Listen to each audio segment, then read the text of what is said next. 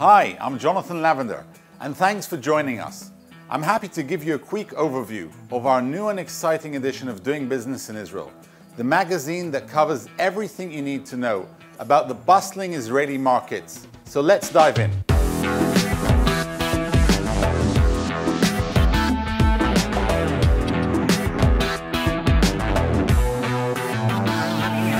Israeli travel tech features over 300 startups specializing in every link of the travel chain, from booking an airport check-in to post-trip assistance.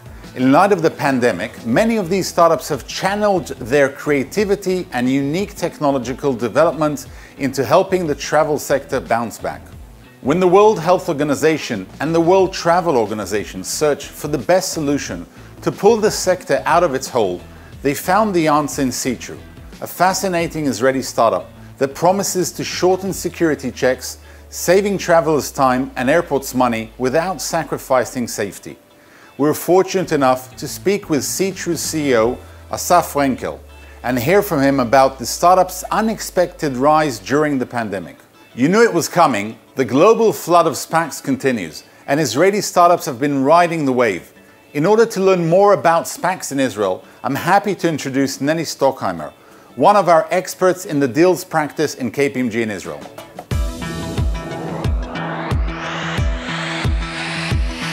Hi, Nelly.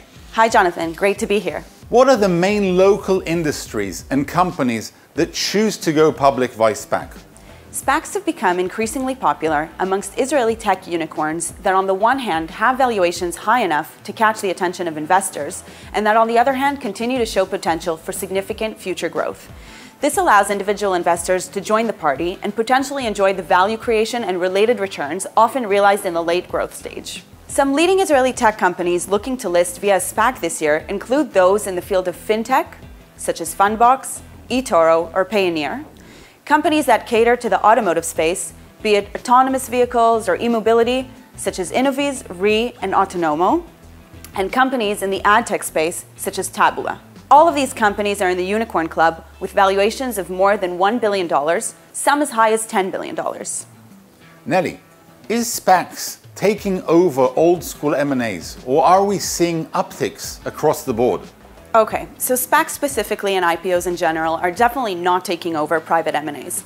Quite the opposite. For one, the heightened trend in public listings is creating a positive derivative effect on private Israeli tech deals, since many companies preparing to go public are looking to top up their revenues, improve their margins, and expand through inorganic growth. At the same time, we are seeing a peak in private M&As across many industries, driven by the continued low-interest environment and an optimistic, almost post-COVID atmosphere. This is the time to share that Nelly and the Deal Advisory team will soon be releasing a magazine of their own, focusing on everything exciting in the world of M&A and deals in Israel. Thank you, Nelly. In other news, Israeli online genealogy phenomenon MyHeritage was just acquired by Francisco Partners for $600 million.